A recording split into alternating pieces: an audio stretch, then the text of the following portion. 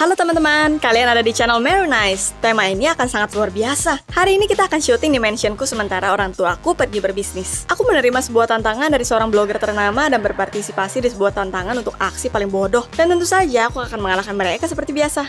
Sekarang aku akan membakar rumah para pelayan kami, dan kita akan temukan berapa lama waktu yang dibutuhkan untuk membakar seluruhnya. Mary Nice. Yuhuu! Ingin pertunjukan api keren? Tolong like. Chris, nyalakan apinya. Wuhuu! Ups, ayah dan ibu tiba.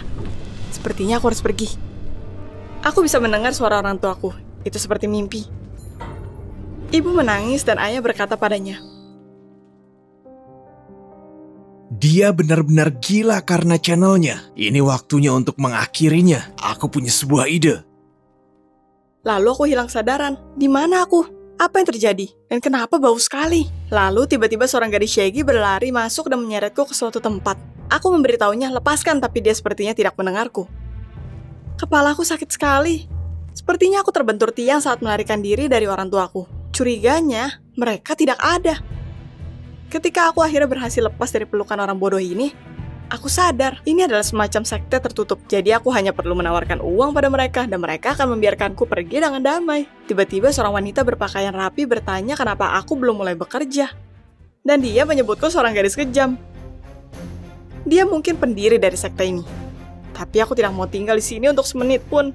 Aku berlari melewati kerumunan, mendorong semua orang dan menyebut mereka gila. Tapi lalu dua pria besar meraihku. Kedua orang-orang sawah ini menyeretku ke suatu tempat. Mereka bahkan tidak takut akan ancamanku untuk menghubungi polisi. Tiba-tiba aku melihat seorang pria di jalan dengan luka berdarah di sekujur punggungnya. Seperti bekas pecutan. Sebatang pohon ek yang mengerikan dan bahkan suram. Tali yang mencurigakan. Dan tong muncul di depan. Dan kemudian aku sadar. Inilah tiang gantungan. Tapi mereka tidak akan menggantungku, bukan? Aku membuat lelucon seperti, "Oh teman-teman, kamu ingin mendorongku di ayunan," tapi lelucon itu tidak berhasil dengan baik. Dan saat itulah aku menyadari bahwa ini serius. Aku memohon pada para bajingan ini untuk melepaskanku. Karena aku masih terlalu muda dan belum mendapatkan 1 juta subscriber di YouTube. Aku pikir ini bukan sekte, tapi sekelompok maniak kanibal yang tidak diketahui FBI. Aku diletakkan di atas tong, digantung. Dan kemudian seluruh hidupku muncul di depan mataku. Aku terisak seperti itu terakhir kalinya dan aku ingat orang tuaku. Mereka akan merindukanku. Aku berdoa dengan keras dan tersedak ingus. Berteriak bahwa aku melihat langit dan matahari untuk terakhir kalinya. Dan hatiku hampir melompat keluar dari dadaku. Sayang, bisakah kita berhenti sekarang? Aku pikir kita sudah terlalu jauh. Tunggu, itu belum cukup memberinya pelajaran. Kamu tahu, semuanya aku yang mengontrol. Tiba-tiba seorang dari kerumunan berkata, "Nyonya, seorang budak bernilai 10 emas. Itu mahal. Dapatkah Anda menunjukkan belas kasihan? Harta ada batasnya." Dia memiliki benjolan di dahinya. Dia memar di lapangan kemarin dan itulah yang terjadi. Aku tidak tahu siapa itu. Dan kenapa dia memanggilku seorang budak? Sepertinya ini bukanlah sekte. Tapi fans dari game roleplay dan kostum mereka sangat bagus. Aku dibebaskan dan dikirim untuk membajak di ladang jagung. Tidak, ke lapangan raksasa. Aku bekerja sama dengan seorang gadis gila bernama Germanika yang menyeretku ke halaman di pagi hari. Dari mana mereka mendapatkan ladang seperti ini? Aku pikir ini adalah desa terpencil yang bahkan tidak bisa kamu capai. Germanika memetik tongkolnya dengan sangat terampil. Dan aku melihat beberapa bekas bopeng di tangannya. Dia bilang itu dari penyakit pes. Wabah! Tapi kami diberitahu di sekolah bahwa epidemi telah berakhir 500 tahun yang lalu. Kemudian aku mulai ragu bahwa itu adalah sekte. Bagaimana jika aku berakhir di masa lalu? Jadi semuanya tampak seperti dari zaman kuno. Dan cara komunikasinya seperti itu. Dan nyonya rumah bodoh dengan rambut palsu ini. Tapi aku tidak memiliki kekuatan untuk menganalisa semuanya. Aku ingin makan dengan liar. Jadi aku pergi ke pohon apel. Untuk setidaknya memuaskan rasa laparku. Germanika meneriakkan sesuatu setelahku. Seperti kita akan mendapat masalah. Oh, seluruh dunia bisa menunggu. Aku perlu makan. Makan siang diinterupsi oleh pembawa damai yang menyelamatkan hidupku. Ternyata dia adalah manajer perkebunan bernama Avitus. Bukannya membantuku meraih apel paling merah, dia mulai berbicara tentang beberapa tugasku, rencana, dan hukuman untuk komunikasi yang tidak dijanjikan. Tapi aku tidak akan berbicara dengan seseorang yang hanya memberi aku 10 keping emas. Itu yang kubilang padanya. Gadis kamu tidak berubah sama sekali. Lihat bagaimana dia berkomunikasi dengan manajer. Aku memikirkan sesuatu. Tentu saja, aku tidak setuju dengan rencananya dan dilemparkan ke penjara bawah tanah. Aku bertanya-tanya apakah orang-orang ini tahu tentang hak asasi manusia. Di dalam sel sangat dingin, tapi tak lama kemudian kita berdua bernapas di dalam sel. Germanika tidak memenuhi rencananya dan kita berdua dilarang makan siang. Metode biadab yang benar-benar berumur ribuan tahun. Aku tidak tahu bagaimana aku bisa melewati masa lalu dan bagaimana memperbaikinya. Tiba-tiba manajer Avitus muncul dan diam-diam memberiku semangkuk sup. Betapa perhatiannya. Rupanya dia benar-benar tidak ingin 10 keping emas mati kelaparan.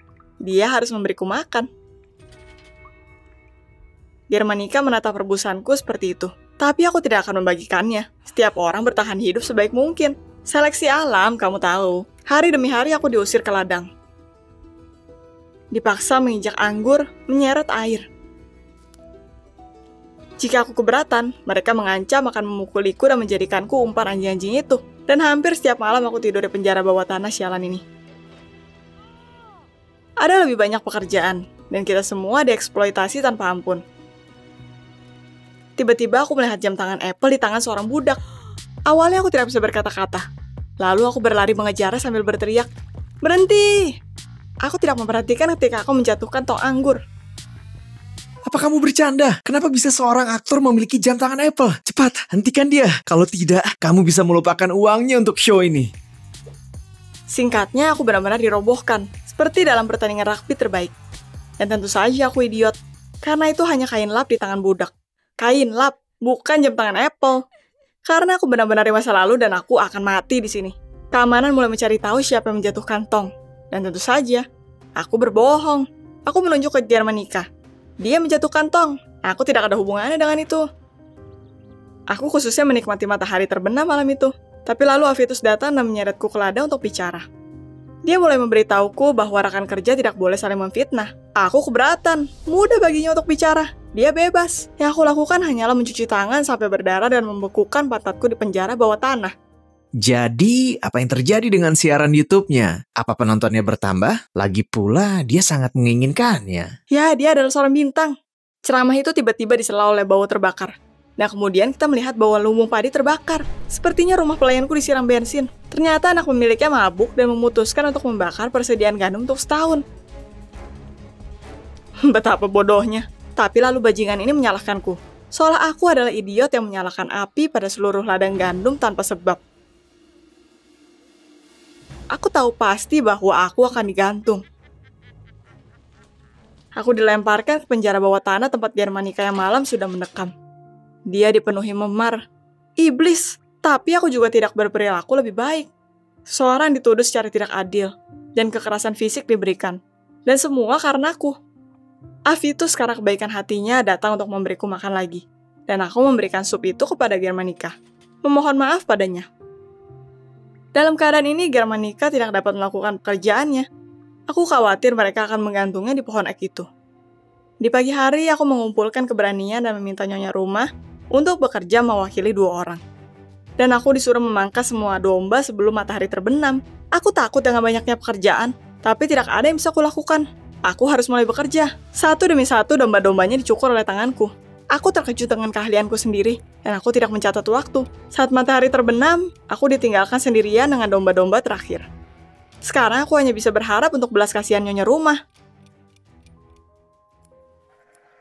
Aku tidak diberi ampun dan aku ditangkap oleh petugas. Tapi untuk beberapa alasan, mereka membawaku melewati penjara bawah tanah. Atas perintah pemilik, aku diberikan 30 teguran di belakang. Dengan cambuk besar, tapi aku memutuskan bahwa aku akan berhenti menggoda semua orang di sini dengan air mataku. Aku hanya akan berdiri di sana dan bahkan tidak berteriak. Cambuknya mengayun di belakangku dan aku memejamkan mata dan mendengarnya menyentuh tanah. Aku membuka mataku dan melihat ayah dan ibuku berlari ke arah aku. Apa? Serius? Apa ini hoax? Aku tidak bisa mempercayai mataku. Seluruh tim mendatangiku dan memberitahuku semuanya. Germanika tidak mati karena pemukulan di penjara bawah tanah. Dan pemiliknya adalah wanita yang sangat baik. Dan Avitus ini, dia pengkhianat. Aku akan mengirimnya ke neraka. Aku memiliki pengalaman yang tak terlukiskan. Bagaimanapun, aku benar-benar percaya bahwa aku ada di masa lalu. Ternyata selama ini itu adalah siaran langsung di YouTube dan mendapat jutaan penonton. Dalam perjalanan pulang, aku tidak bisa tenang dan menelan air mata. Mencium orang tuaku dan terus terkejut bahwa pertunjukan ini diatur oleh mereka. Aku terus bertanya pada orang tuaku, "Apa kalian melihatku menginjak-injak anggur dan memetik jagung dan mencukur domba?" Kita tertawa terbahak-bahak. Dan lalu Avitus yang bernama Sri Alex mengirimiku pesan. "Aku mungkin seorang bajingan, tapi kamu tidak lebih baik. Makan malam?" Aku harus mengakuinya. Aku terbiasa dengan dia memberiku makan. Kenapa tidak?